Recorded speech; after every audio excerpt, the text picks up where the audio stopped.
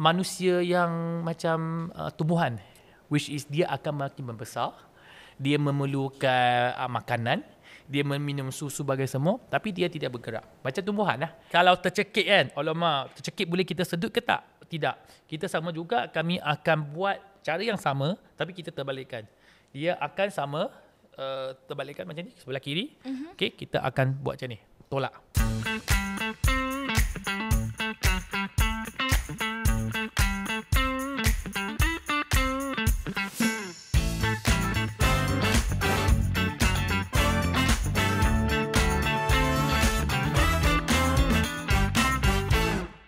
Assalamualaikum and hi gang. Kembali lagi kita di sebuah episod di Hi Gang Podcast. Macam biasa, kita hanya bawa masuk panel-panel daripada alumni program kita sendiri.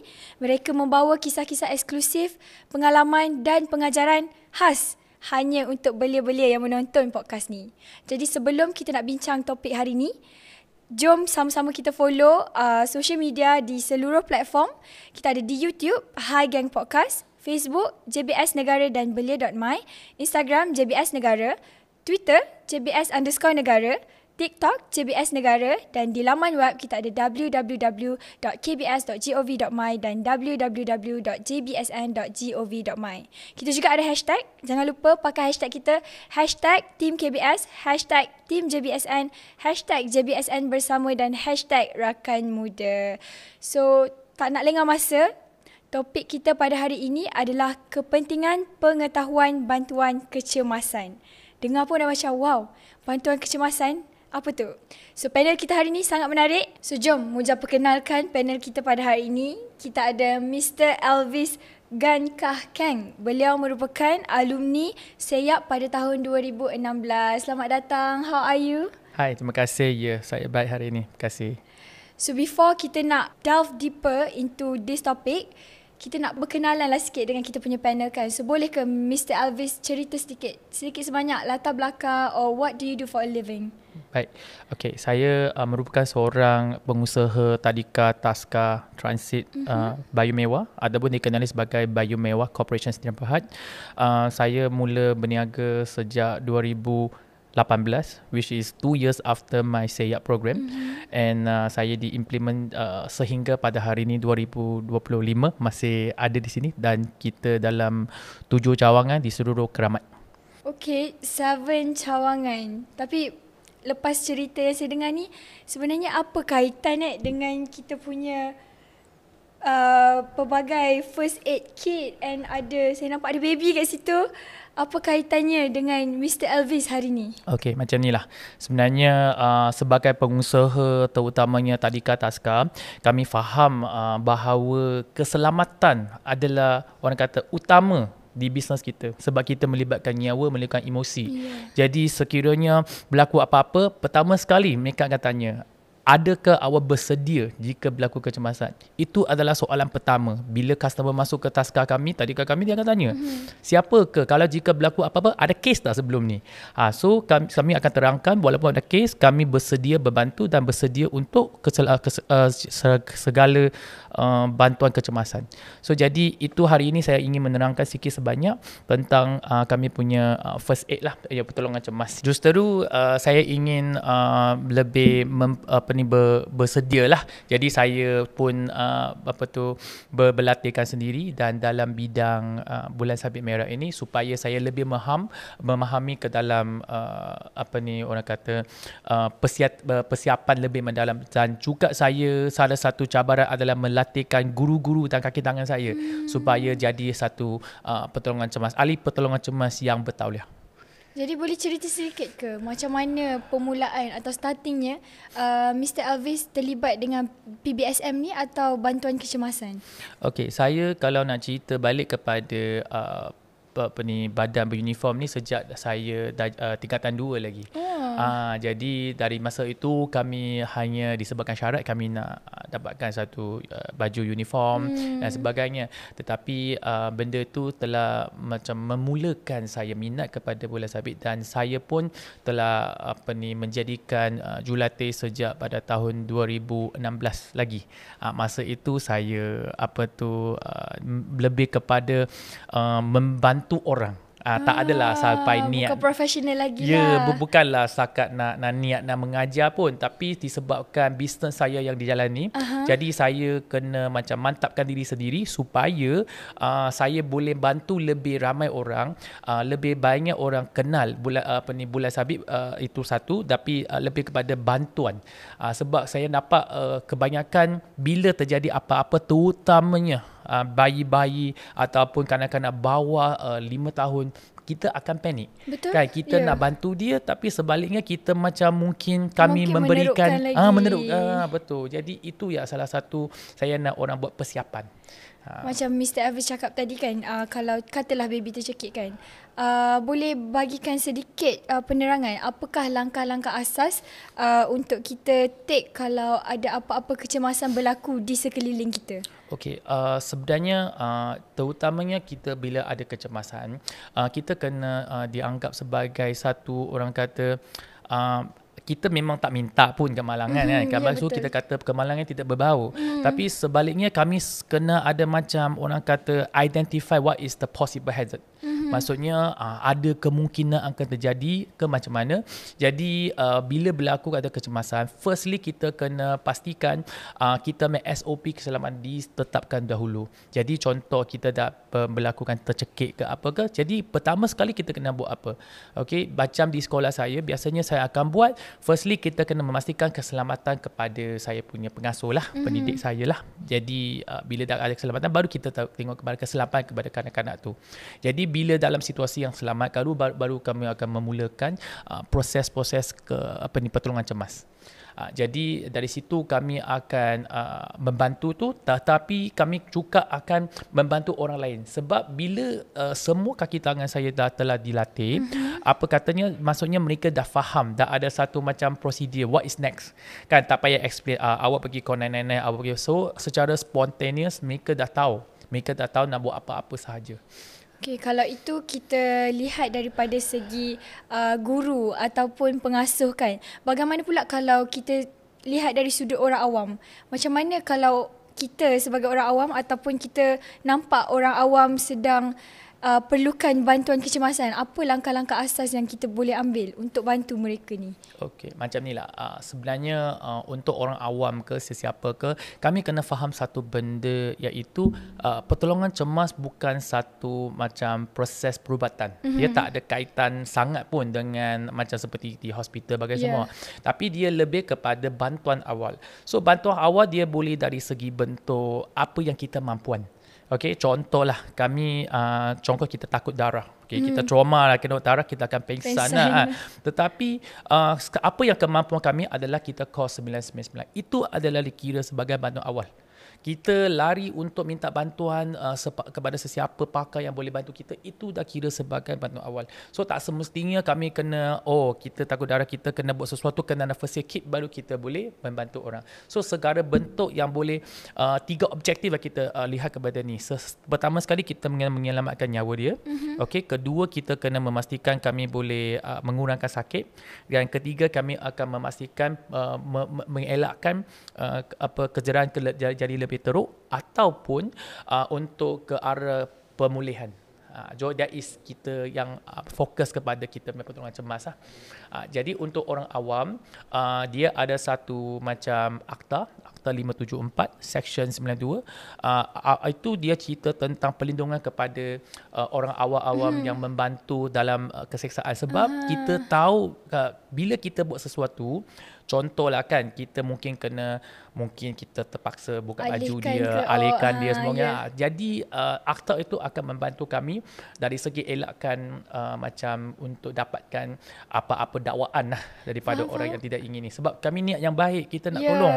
Tapi sebaliknya kami macam dikena balik. Betul-betul.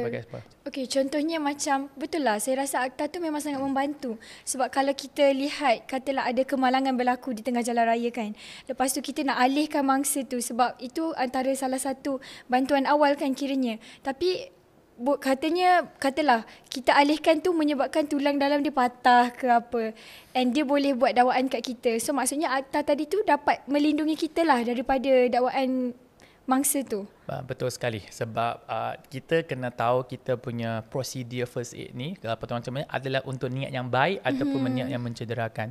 Sekiranya kami terutamanya orang-orang macam kita panggil healthcare provider, okay? So mereka dah faham bahawa alihkan mangsa akan menyebabkan cedera, okay? Jadi mungkin akan atas dakwaan, tetapi sebaliknya sekiranya dalam situasi yang macam ada kebahaya kepada diri sendiri ataupun mangsa, kami terpaksa alih. Jadi kami akan elak daripada dakwaan ataupun disalahkan. Sebab kami punya macam objektif kami tak kata kami nak mengurangkan sakit, kami nak menyelamatkan nyawa. So jadi segala yang ancaman nyawa tu dia akan orang kata kira sebagai niat yang baik lah. Niat yang baik dan bukan niat yang macam membunuh ke macam mana. Kan? Ya, betul.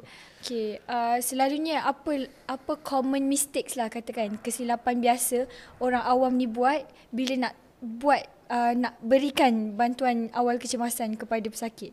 Okay, common mistake biasanya I rasa panik lah, senang kata. Panik. Ya, terutamanya orang yang kita paling sayang lah kan. Terutamanya tiba-tiba kita tak pernah pun tengok dia tak bernafas, muka tiba-tiba puncak semua kan. Jadi kami akan panik sebab nak menyelamatkan nyawa, tapi kami sebaliknya kami tidak macam tidak tahu nak buat apa. Jadi kita buat apa saja yang membaik boleh. Contohlah kan, dia dalam kecemasan ataupun sesak nafas, dia akan buat apa sahaja dengan jerit-jerit tanpa apa-apa bantuan. Itu adalah common mistake. Tapi itu pun kira kata membantu juga sebab dia alertkan orang sekeliling untuk bantukan dia. So at the same time dia betul. Jadi juga sekiranya you tak boleh buat apa pun, you jerit sekuat mungkin akan bantu dapat satu orang kata attention kepada sesiapa yang boleh bantu kamu. Jadi dan orang kata selalunya adalah kami satu je step yang kita kurang, iaitu kita minta bantuan. Betul. So ingat kita ni macam first aider ni kita nak buat semua dan kita buat blame kepada diri sini, kita akan buat semua, tapi dia tak fikir kita nak minta bantuan dulu. So jadi kalau katanya kamu buat sampai sejam, 2 jam, 3 jam pun tak ada orang datang bantu dan tidak tahu apa-apa, jadi itu adalah salah satu orang kata orang tu tidak dapat diselamat sebab atas dasar kita tak minta bantuan kepada siapa-siapa. Ya, mungkin panik sangat kan. Terus macam betul. Kita tergamar lepas tu tak minta tolong, benda tu boleh melarat jadi betul. Further cases pula kan. So macam tadi Mr. Elvis ada mention pasal kalau kita panik tiba-tiba family members tak bernafas atau tiba-tiba tak rasa nadi ke apa. Macam mana kita nak tahu indikator sama ada seseorang itu perlukan CPR ataupun tidak? Okey, macam ni di apa ni Malaysia kita sebenarnya agak orang kata bagus sebab kita ada MERS 999, ada 999. Jadi 999 bukan setakat dia hanya memberikan waktu kecemasan dalam untuk prosedur polis ke bagai. Dia sebenarnya pun juga membantu dari segi menasihat kami. Contoh lah dalam situasi yang sesak nafas ke semua, walaupun perkara itu tidak memerlukan ambulans ke macam mana, tetapi M999 ni dia akan membantu macam bernasihat. Okey, boleh tolong cek ke pernafasan dia. Boleh tak alihkan dia ke mana-mana tak? Boleh cek dia tak? Dia akan membantu kami kurangkan panik sebab walaupun kami jenis yang orang kata terlatih pun, kadang-kadang kita pun macam which one to apply. Kan kita ada banyak sangat ilmu pun ataupun tapi tengah panik kan tak tahu nak buat apa dah. Betul. Jadi 999 akan memberi kami satu macam cadangan, memberi bantuan awal. Dari situ dia akan membantu telekomunikasi sama ada situasi memerlukan polis ke, memerlukan apa-apa ada agensi yang membantu dalam apa ni misi menyelamat ini. Seperti mana saya yang cerita tadi tentang sebagai first aider, sebenarnya dia ada beberapa perkara lah kami kena lebih orang kata perhatilah, perhatian benda tu.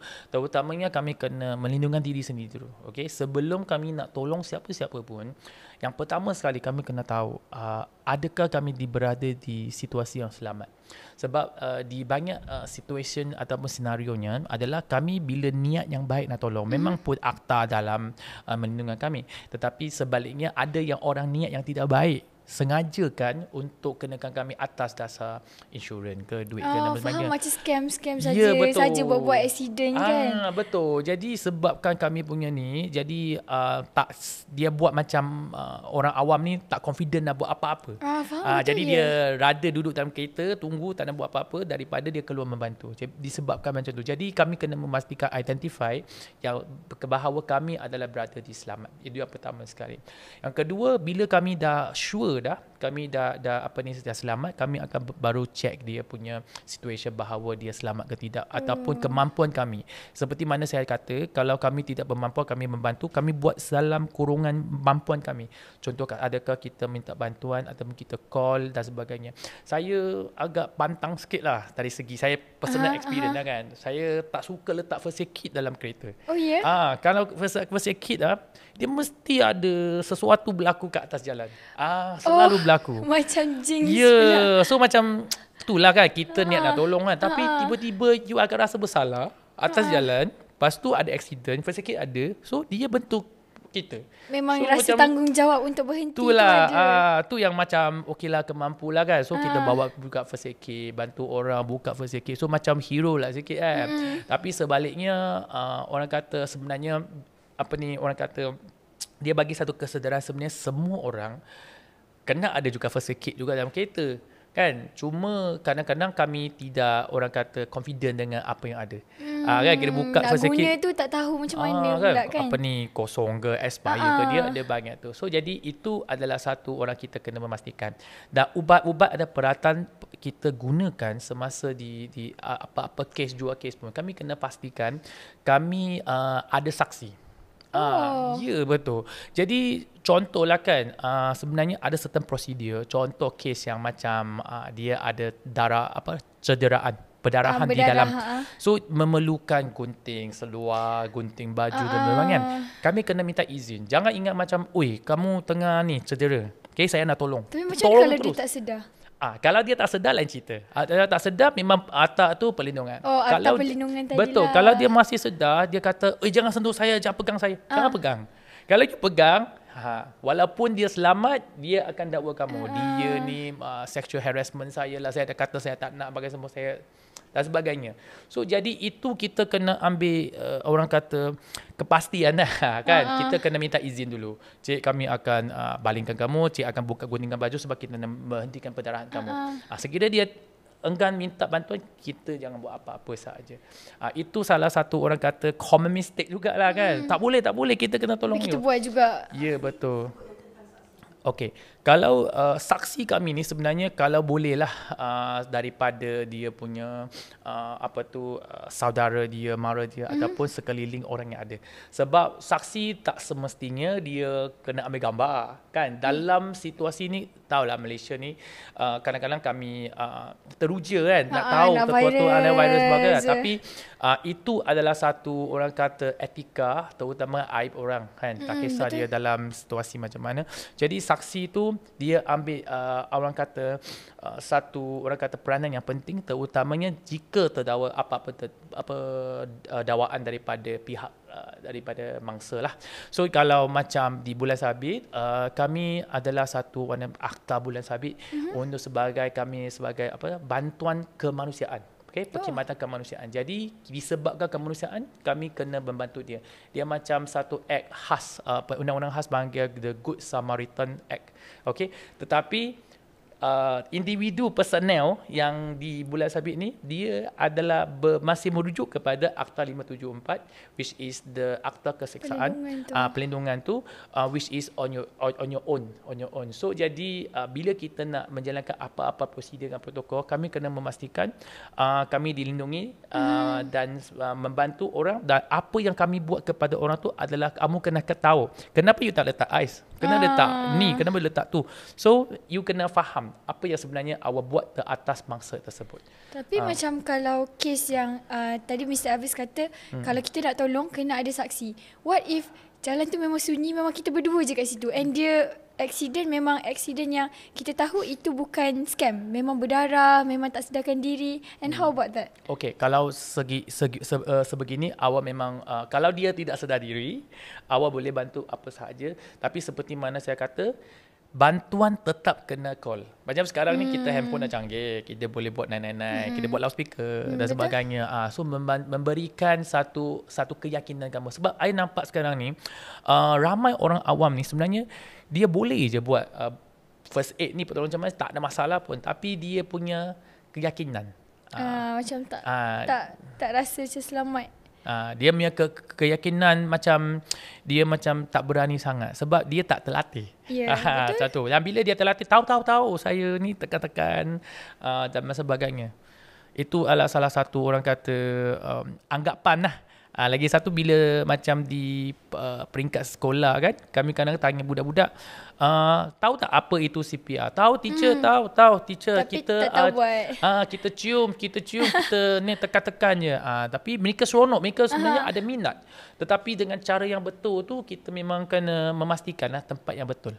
Okay, tadi Mr. Elvis ada cakap, Mr. Elvis sometimes bawa first aid kit kan dalam kereta. Actually kan, apa barang-barang yang perlu ada dalam first aid kit tu? Yang memang macam barang wajib lah.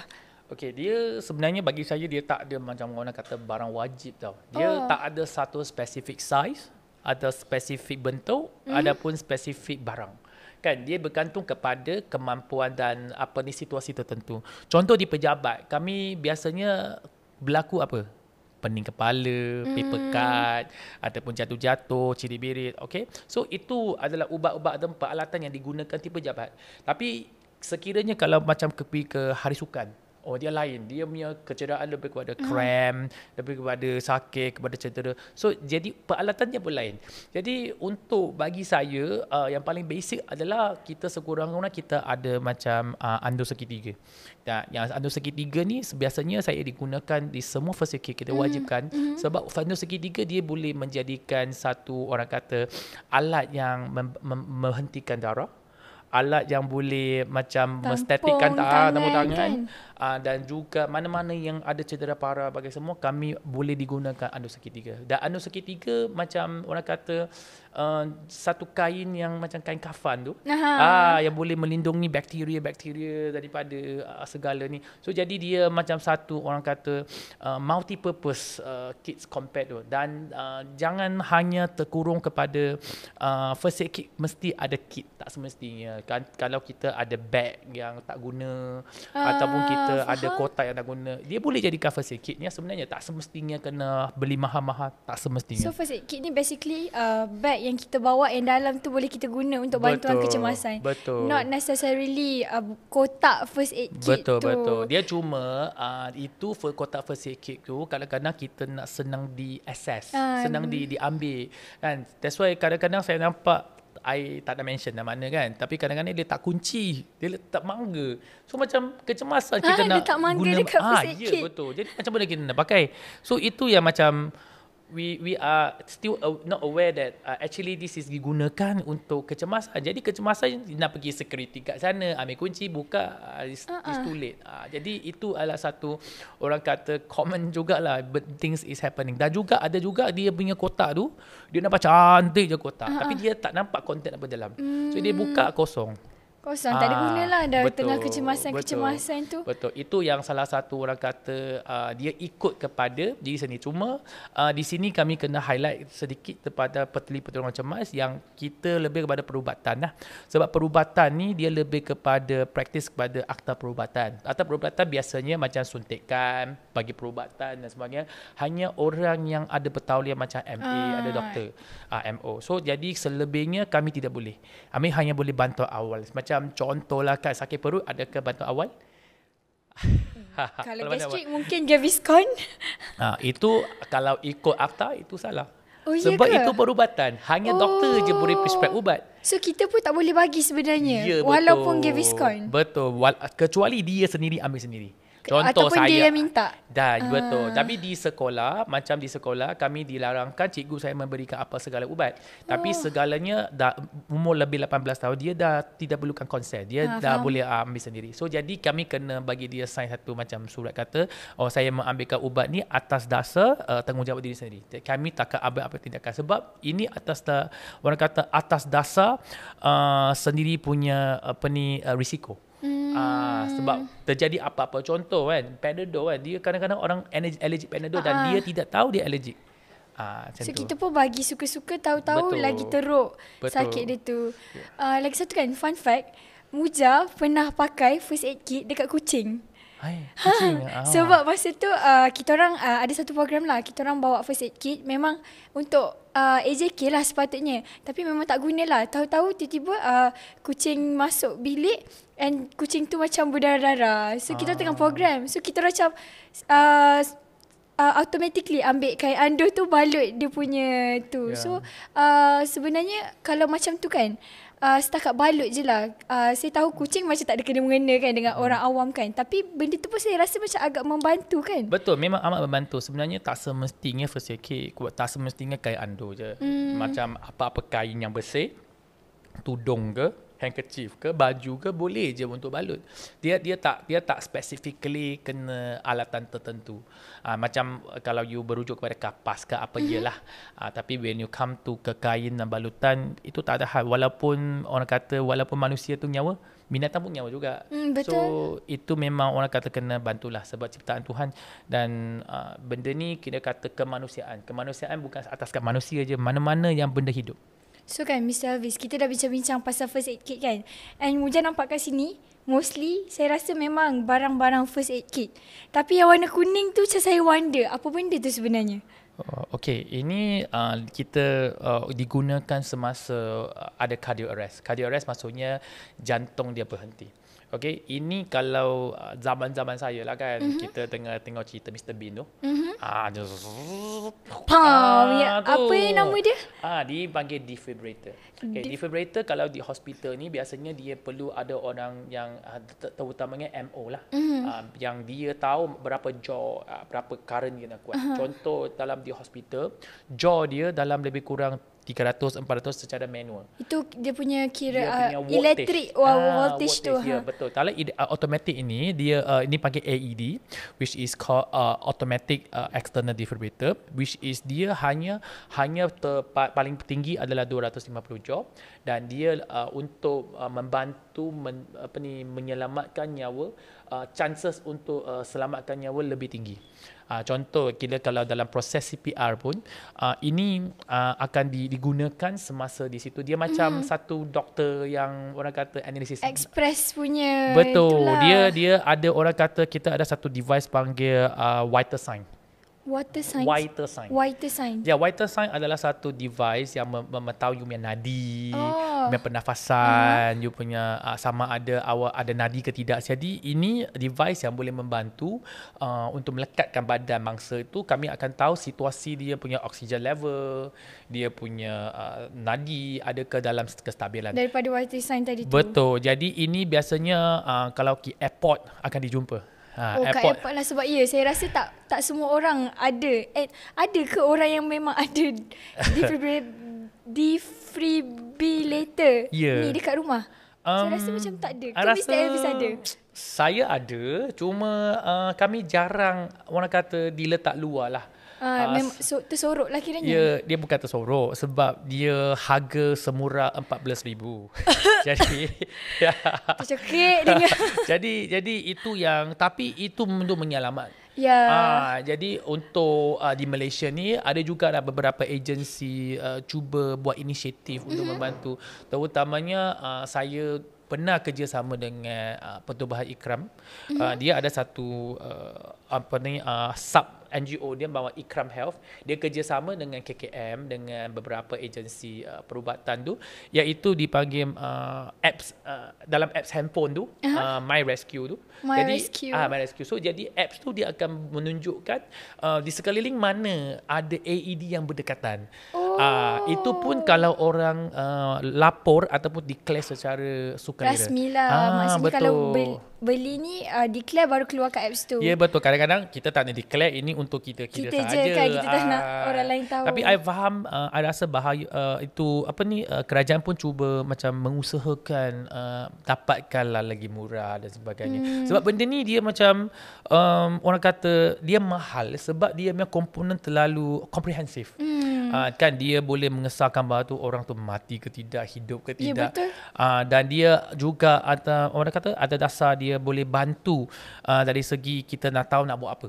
Dia akan instruct sebab dia seperti doktor, sebab seperti saya cakap tadi, ada hospital diperlukan doktor untuk bertauliah. Ini sesiapa sahaja. Oh, maksudnya kalau nak beli tak perlu macam ada lesen atau Tak ada perlu. title doktor, memang boleh beli. Tak perlu. Dia jadi orang awam, kanak-kanak pun boleh pakai. Sebab dia ada instruction. Step 1, sekarang you buka, nanti kita akan tunjuk lebih lanjut. Sebab dia jenis yang senang dipakai dan dia macam ditauliah untuk digunakan ni. Okay, macam yang kita tahu first aid kit ataupun defibrillator ni sendiri, ada komponen-komponen yang mungkin tak semua orang tahu, yang perlukan latihan ataupun bukan bantuan kecemasan yang memerlukan first aid kit pun, yang secara hands on sahaja memerlukan latihan. So dari pihak PBSM, berapa kerap pihak PBSM menyediakan latihan ataupun bengkel kepada orang-orang yang nak belajar tentang bantuan kecemasan ni? Okey, dalam usaha dalam memberikan orang kata pendedahan ataupun pengetahuan lah tentang pertolongan cemas ni, sebenarnya Bola Sabit Merah Malaysia telah memberikan macam satu bengkel secara percuma, iaitu First Aid in Every Home. Dia adalah salah satu program inisiatif bahawa dia nak setiap rumah, kan, sebab kita faham mula daripada rumah, kan, berlakunya biasanya di rumah tangga. So jadi di rumah kami mendidik rumah tangga terutamanya di PPR. Kita selalu ada turun untuk memberikan macam satu bengkel kepada mereka supaya mereka faham lebih lanjut kepada pertolongan cemas. Namun begitu, bagi saya latihan ni dia ada beberapa kategori. Dia ada kategori secara macam bengkel sahaja, which is macam orang kata pendedahan. Ada juga latihan yang secara kompetensi. Maksudnya dia akan terjawab macam satu kompetensi lah, macam kami ada terikat dengan mana-mana akta bahawa kami adalah orang yang kompeten untuk menjalankan kursus, terutamanya kalau di mana-mana macam kilang ke atau di mana-mana industri, dia memerlukan satu sijil kompetensi bahawa dia boleh praktis. Kan? Contoh macam kita bengkel, kami tidak nampak bahawa dia boleh ke tak boleh. Dia itu cuma sekadar betul, talk, sekadar nasihat macam kita tu dah tahu je. agak-agak, tapi bila dia tak ada melalui ujian. Jadi untuk kompetensi dia ada ujian. So untuk Bola Sabit ini, kami memang memerlukan syaratnya lah untuk satu orang kata kompetensi messenger, dia valid lebih kurang 2.5 tahun ke 3 tahun. Which is setiap 2 tahun dan 3 tahun you kena buat renew. Sebab kami kami nak check balik adakah awak masih boleh masih praktis ke. Tapi untuk pendapat saya kan 2-3 tahun tu lama sangat.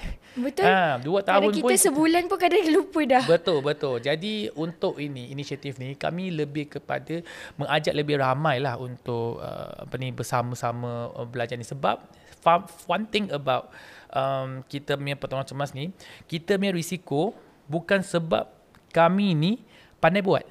Kita kena memastikan kawan kita pandai buat. Contoh kan, saya ada kecemasan sekarang ni, saya tengah mengalami jadi mangsa. Jadi korang ni tak tahu buat apa-apa. Jadi saya dalam risiko. So jadi untuk memberikan manfaat kepada saya, bukanlah saya tahu semua. Padahal saya kena memastikan anda yang lebih tahu semua. Jadi untuk dalam rasa bukan setakat Bola Sabit lah, St. John ke KKM ke mana-mana ada berikan satu orang kata program-program khas ataupun bengkel ataupun khusus. Saya rasa ini semua orang kalau boleh mewajibkan terutamanya satu keluarga sekurang-kurangnya satu. Saya faham ada kadang-kadang ada kos yang serendah 100, ada yang sampai 300 namanya. Tapi untuk keahlian semua percuma. Dia tak adalah kos mahal sangat. Adapun kos yang orang kata mampu bayar, dalam mungkin nak bayar jam-jam makan sikit dan sebagainya sah. Sijil kompetensi untuk bagi bantuan kecemasan tu dengan sijil first aid kit, adakah mereka sijil yang sama? Kena renew every 2 to 3 years? ataupun berlainan? Sepatutnya berlainan sebab dia atas dasar satu, seperti saya kata, dia terikat dengan akta, dia terikat dengan you punya kompetensi. Jadi satu, memang dia menggunakan CJ itu untuk renew permit mengajar. Contoh sekarang taskah sedang diwajibkan setiap pengasuh dan guru untuk mendapatkan CJ kompetensi first aid.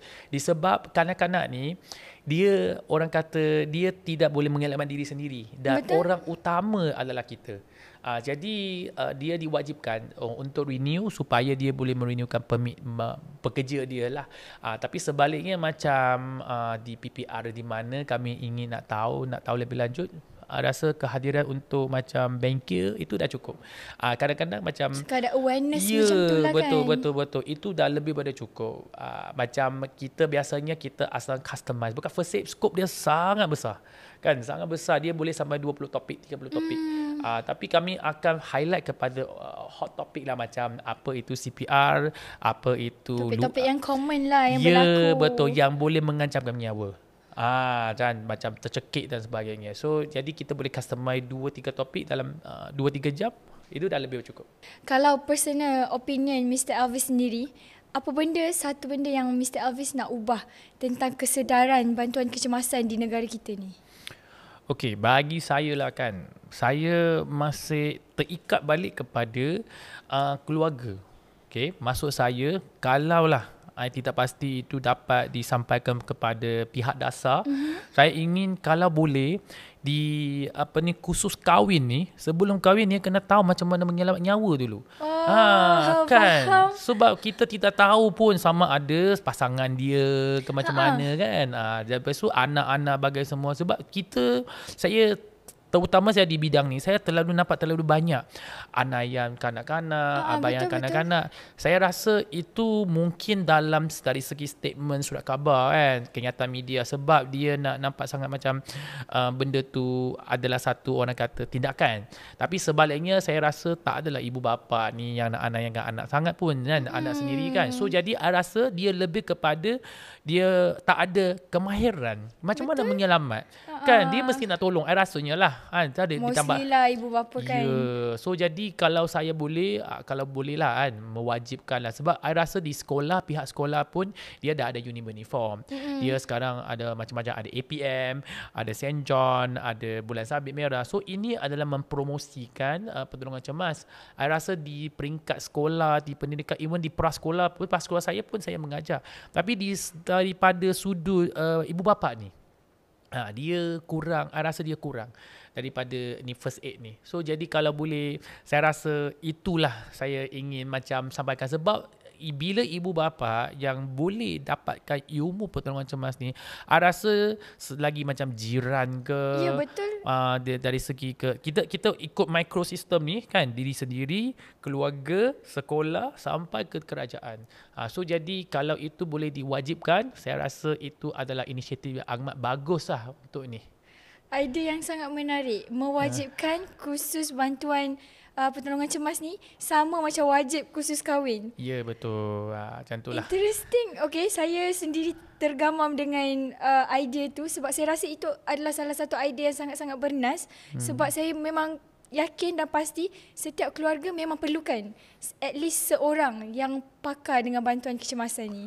Betul, sebab I rasa macam terutamanya kanak-kanak lah, dia adalah, orang kata, pihak yang agak, orang kata, bukan lemah tapi fragile. Dia tak ada kemampuan untuk menyelamat diri sendiri. So orang yang paling dekat dengan dia ibu bapa dia. So kalau boleh itu adalah amat bagus. So haraplah ada sesuatu akan berubah. Sekiranya perlu, bagi tahu, Bulan Sabit akan tolong. Bulan Sabit always ready for action. Okay, kita dah nampak ada patung dewasa, ada patung bayi ni. Boleh ke kalau kita nak minta Mr. Elvis untuk bagi sedikit demo CPR kepada orang awam melalui patung ni? Baik. Okey, mari kita tengok kepada patung ni ya. Okey. Dalam CPR ni sebenarnya dia adalah salah satu teknik pertolongan cemas. Okey, kita jangan macam salah faham, CPR tu benda lain, pertolongan cemas tu lain. Dalam CPR tu adalah salah satu teknik dalam pertolongan cemas. Okey, CPR kita akan tanya apa tu CPR. CPR itu sebenarnya dalam bahasa Inggeris dia panggil cardiopulmonary resuscitation, which is dua benda yang dia sangat fokus. Cardio is fokus kepada dia punya jantung, dan resuscitation, dan juga dia fokus kepada pernafasan dia. Okay, dalam kita whole process kita hanya nak melindungi dua organ sahaja, iaitu dia punya jantung dan juga dia punya otak. Betul. Dua organ yang kita sangat penting ni. lah. Betul. Sebab untuk ini menurut kajian, AHA ni, dia ada kata ini adalah lebih kepada 4 hingga 6 minit setiap orang. 4 hingga minit otak akan orang kata jadi mati kekal. Brain kan? dead orang kata. Ya kan, kalau kita nak cakap mati tu kan, kita kalau nak cakap lawak ni mati kena mati 3 kali baru kira mati kan. Betul. Mati tu pernafasan yang last kan. Mati kedua kita kena lapor diri mati, ketiga dalam bumi. Tapi dalam kalangan orang kata mati dalam konteks CPR ni, dia ada 2 kematian. Kematian pertama adalah mati biologically. Okay, and then is another call clinically. Clinically maksudnya dia ada masa untuk berbaik pulih. Antara 4 hingga 6 minit dia boleh baik pulih dengan antara 4 hingga 6 is called clinically death. Okay, kalau clinically death dia antara 4 hingga 6. Tapi kalau kata physically ada biologically death, maksudnya dia dah mati kekal. Okay, maksud mati kekal adalah dia mungkin akan jadi orang kata manusia yang macam tumbuhan, which is dia akan makin membesar, dia memerlukan makanan, dia meminum susu bagai semua, tapi dia tidak bergerak macam tumbuhan lah. Kan. Tapi untuk mati kekal ni maksudnya dia punya jantung takkan function sebab otak dia adalah dikawal daripada jantung dia. Okey. Iaitu kita merujuk kalau kata dah lebih 6 minit kita tak selamatkan dia dengan teknik CPR ni, dia akan dikenali sebagai macam vegetable human. Kan, vegetable human. Ya, macam sayur lah kan, kita bagi dia siram, dia hidup. Dia pernafasan macam biasa. Tapi dia tak boleh gerak, dia tak boleh sedar sebab otak dia dah kiranya dah mati kekal. Kan? Biasa orang panggil brain dead kan? Ya, brain dead, betul. Ya, itu yang kita mahu. Jadi kita faham di Malaysia ni bukan kita duduk sebelah hospital pun. Jadi dalam 4 hingga 6 minit ni adalah kita yang boleh membuat sesuatu untuk perbezaan. Okay? Alright, sebelum saya pergi kepada teknik CPR yang pastinya kita akan fokus pada jantung dia. Boleh tak bagi tahu saya, jantung sebenarnya di belah kiri ke belah kanan? Kiri.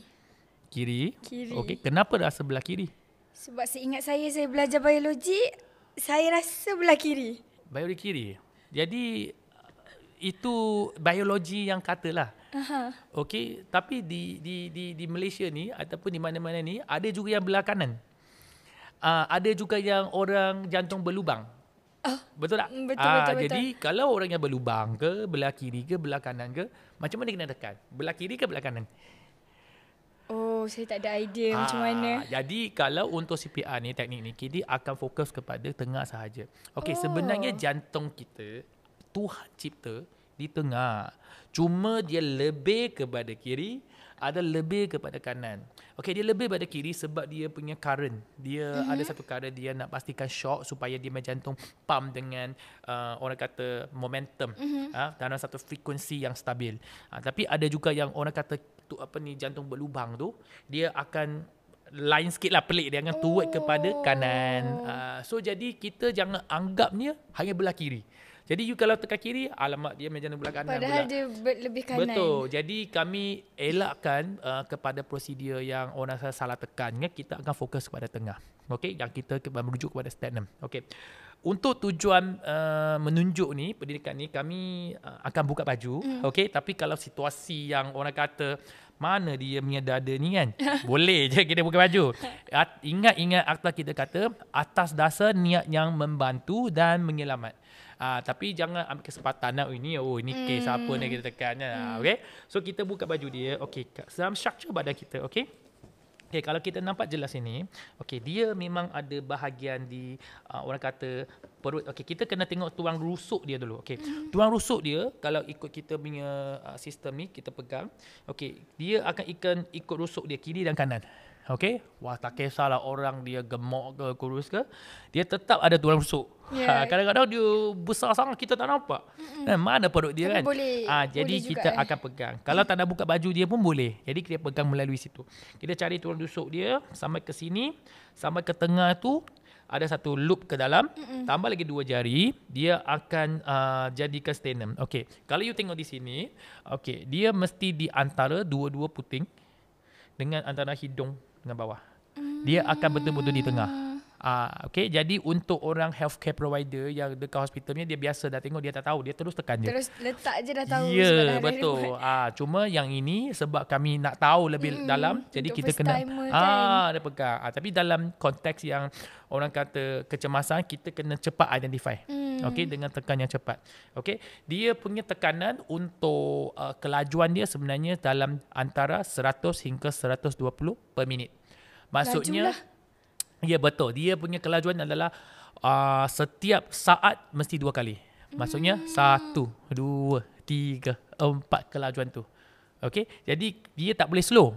Slow jadi dia otak tak sampai. Okay, kalau kita nak tengok illustration, kalau kita tengok dia punya current ni, okay, dia ada satu macam blood flow. Okay, dia ada darah daripada sini sampai ke leher dia, sama ke otak dia. So jadi kita bila nak tekan, okay, kita seperti step utama masih sama, which is kita kena memastikan kita punya keselamatan diri sendiri dulu. Okay, keselamatan diri dah check, dah tak ada, baru keselamatan kepada mangsa ni. Kalau keselamatan kepada mangsa dah tak ada, kita clear, baru kita akan check kepada respon. Okay, sebelum kita nak sampai ke tekan, kena check respon dulu. Macam mana kita kena pastikan respon dia ada ke tak ada, kita merujuk kepada 4 perkara ini. AVPU. AVPU. Okay. A tu kita alert. Alert maksudnya kita tepuk. Hello, kita tepuk dia. Okay, alert. Okay, kita bukan semua tempat kita boleh pegang. Kita boleh pegang di dada saja. Okay, dada. Okay, jangan. Ni untuk nak pastikan dia conscious ke? Betul. Okay. Jadi biasanya kita tepuk dada sini, dia akan sense dia punya sensor kepada dia punya otak. Okay, itu pertama. P tu pain. Okay, V is verbal. Verbal kita kena jadi hello. Sebab ada orang ada masalah pendengaran, dia memang tak boleh dengar dengan jelas. Jadi kita kena jadi di belah telinga dia. P tu pain. Kita kena pastikan dia dia berasa sakit. Okay, tekan. Okay, tapi seperti mana saya dah kata, kita nak mengurangkan sakit. Kalau kita sakit, kita tidak digalakkan, tapi boleh digunakan. Last is you are responsive. Dia lebih kepada dia punya mata pupils dia dibuka, dia pakai torchlight, dia sense, dia akan nampak sama ada dia respon kepada lighting atau tak. So dalam AVPU ni, kalau dia are responsive, dia dah kira cardiac arrest. Okay, itu lebih kepada technical term lah. Kalau you ada torchlight ke apa kan. Tapi kalau untuk senang, kita letak jari di leher dia. Okay, ini ada satu nadi kita panggil chaotic. Okay, nadi chaotic. Nadi chaotic ni letak sini. Okay, cuba rasa dekat jari kat sini. You boleh rasa dia ada denyupan. Kan. Biasanya dalam 10 saat kita bagi masa. Okay, dalam 10 saat pun tak ada denyupan, jangan buang masa. Call 99 terus. Segerakan CPR. Sebab kita akan kata kita kena check dulu, kena tu. Zaman-zaman kita memang kita kena check dulu ada denyupan. Tapi sebab sekarang kita orang kata kita tak tahu dia dah lebih 4 minit ke belum. Lebih 60 minit kita check semua ni dah 5 minit. Dah 6 minit. Tak sempatlah kita dah selamatkan dia. Jadi untuk terkini punya prosedur, kami boleh terus tekan. Terus tekan kepada dada dia, sebab satu dia tekan, dia mesti rasa sakit. So dengan sakit dia akan respon lah. Ya, kalau dia akan rasa terus sakit. Dia akan bangun. So kalau dia bangun, dia sakit, alhamdulillah. Stop lah. Dah selamat dah, tak payahlah buat apa-apa lagi. Tapi dia tekan tak boleh, maksudnya dia memang perlukan. Okay. Kedua pula, kita tekan berapa ada 5 things kita pentingkan untuk semasa buat CPR, iaitu kita memastikan kelajuan itu betul seperti saya kata 100 hingga 120. Kena cukup dalam. Okay. Dalam maksudnya 2 hingga 2.5 inci ke dalam. Maksudnya tekan tu dalam. Ya, betul. Betul. Kalau kita nak tekan, contoh kan kita atas ni kan dia ada bunyi. Maksudnya kalau nak ada masa nanti kita cuba, dia tekan dia mesti ada bunyi. Okey, selagi tak ada bunyi, maksudnya dia tak cukup dalam. Okey, bila ada bunyi untuk patung ni maksudnya cukup dalam. Tapi kalau untuk betul, maksudnya rusuk dah patah lah. Tapi tidak apa pun, kalau sekiranya rusuk patah pun, seperti yang kata-kata, dia dilindungi dengan akta. Okey, kita niat nak selamatkan dia. Macam orang yang berumur 50-60 pun, kita tekan, kita tekan dia respon, patah. Jangan, ada juga orang tanya soalan saya, kalau patah nanti tulang dia tercucuk, dia punya paru-paru ke apa ke terjadi macam. Okey, seperti mana saya kata, otak adalah satu organ yang tidak boleh dibaik pulih. Okey, sampai bila-bila. Jadi kalau kita tekan, kita nak selamatkan otak dia sahaja. So kita tekan sahaja. Yang itu. Okey, kalau untuk dewasa, kita senang kata, 2 tangan. Okey, 2 tangan sekuat mungkin 30 kali 2 hembusan. Macam mana tangan tu? Sebab selalu kalau dalam drama selalu kita tengok kan dia macam simply letak tangan macam tu je. Sebenarnya macam mana ni cara? Tangan janji tegak. Jangan bengkok. Tegak sahaja. Dia kena pakai sekuat badan pergi tekan. Janji tekan tempat yang samalah seperti yang kata di belah sternum. Okey. Untuk kanak-kanak pula, kita tidak boleh guna 2 tangan. Okey, tu kanak-kanak. Okey. Kalau di taskar saya, kami dealing with bayi dan kanak-kanak lebih kepada orang kata dewasa. Jadi apa yang digunakan, bayi ini kami akan lebih kepada gunakan kaedah 2 jari. Ataupun kalau kanak-kanak lebih kepada 3 tahun ke 4 tahun, dia dah boleh berdiri dan sebesar dan boleh orang kata jalan bagai, kami akan guna 1 tangan. Okey, saya rujuk kepada kanak-kanak ini. Okey, saya akan tunjukkan cara untuk buat CPR kalau untuk kanak-kanak. Okey, di sini yang pertama sekali paling orang kata risaunya adalah leher ataupun kepala pada kanak-kanak. Okey, baby ni kita kena pastikan kita genggam dengan cara betul. Oh memang kena pegang macam tu? Ya, betul. Sebab leher dia adalah orang kata utama. Maksudnya tak boleh letak bawah Boleh letak bawah. Lagi okey. Sebab letak bawah dia stabil. Dia tak boleh letak di atas cushion ataupun atas katil. Dia macam tidak dapat ditekan. Tapi kalau yang stabil biasanya kita gunakan kita punya paha ataupun dengan tangan yang akan tekan ikut ni. Okey, bila dia tekan sama juga dia punya step, cuma dia lebih laju sikit 15 kali. Okey, dengan 2 hembusan. Hembusan dia dengan ini adalah beza adalah dia hembusan dia ikut hidung dengan mulut. Ini hanya ikut mulut sahaja. Oh, untuk bayi boleh ikut hidung? Ya, sebab mulut dengan hidung dia kecil dan sangat rapat. Oh, so boleh serentak lah macam tu. Betul. Masuk hidung dengan mulut dia. Hanya tiup saja, jangan sedut dah. Tak ada sedut-sedut dah. Okey. Tapi untuk kalau tercekik kan, alamak, tercekik boleh kita sedut ke tak? Tidak. Kita sama juga, kami akan buat cara yang sama tapi kita terbalikkan. Dia akan sama terbalikkan macam ni sebelah kiri. Okey, kita akan buat macam ni. Tolak. Dia panggil chest thrust. Okey, chest thrust ini kan. Ini panggil back blow. Okey, back blow 5. Okey, 1 2 3 4 5 terbalik-balik. 1 2 3 4 5. Itu kalau tercekik. Ya, betul. Sebab kita kena nak tekan sini dengan sini sebab kami nak memastikan dia ada oksigen masuk ke otak untuk berlawan. Kita takut dia punya apa kata jantung dah berhenti. Sebab dia 2 in 1. Dia tersekik masa yang sama dia dia tersedak dan masa yang sama dia cardiac arrest. So kami kena selamatkan dia dululah. Sama-sama kita akan macam orang kata bagi orang kata back blow 5 bagi dia punya obstruction untuk keluar. Ini tercekik daripada apa-apa segilah, susu ke betul. Atau makanan lembut ke keras betul, ke. Betul.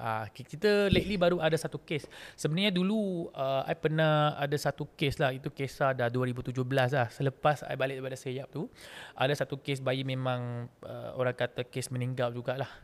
Sebab kami masa itu kita pegang dia, muka dah biru bagai semua dah. Kita tekan, tak boleh berhenti. Tapi sebaliknya kita tekan balik, dia keluar air. Oh. So air itu liur ke? Itu yang kita tak nak find out. Kita pun tak tahu adakah sebab kita ingat tersedak susu pada awalnya. Tapi kita treat, kita find out dia keluar air. Then kita pun macam dilapor tersedak susu sampai ke hospital bagi semua. Forensik selepas 3 ataupun 5 hari baru doktor mengesahkan, itu pakar mengesahkan sebenarnya dia ada pneumonia dekat paru-paru dia. Dia memang tersedak. sakit lah. Dia sakit tersedak tu. So jadi jangan ingat tersedak tu sama. That's why kita hanya jangan buat chest thrust saja. Kita kena memastikan kita buat orang kata CPR juga compression. Sebab kita tidak tahu dia semua ada disedak ataupun dia ada masalah lain-lain. So yang untuk bayi sahajalah. Untuk dewasa kita hanya fokus kepada CPR compression je lah. sahaja. Betul. So pengalaman, experience, cerita yang sangat-sangat baru dan new. Cara untuk bagi CPR dekat orang dewasa dan bayi sangat berbeza. Jadi dengan demo yang diberikan oleh Mr. Elvis sebentar tadi, maka itu menunjukkan kita dah di hujung episod kita. Okey, saya bagi pihak tim produksi nak ucapkan jutaan terima kasih kepada Mr. Elvis sebab sanggup luangkan masa hari ini bagi nasihat, experience dan juga demo untuk kita semua, untuk kita praktikkan dalam dunia luar. Tak kira sama ada belia ataupun bukan belia, semua ni boleh dipraktikkan oleh semua orang. So kita dapat lihat alumni kita bukan sekadar pergi exchange program, pelbagai expertise, pelbagai background. So terima kasih banyak-banyak Mr. Elvis untuk hari ini. Jadi sebelum kita mengakhiri episod kita pada kali ini, jangan lupa untuk stay connected dengan kita di social media platform. Di YouTube kita ada High Gang Podcast, Facebook JBS Negara dan Belia.my, Instagram JBS Negara, TikTok JBS Negara, Twitter JBS_Negara dan di website kita ada www.kbs.gov.my dan www.jbsn.gov.my. Jadi itu sahaja daripada kami. Terima kasih sebab setia menonton hingga ke hujung episod. Kita jumpa lagi di episod akan datang hanya di High Gang Podcast. Bye.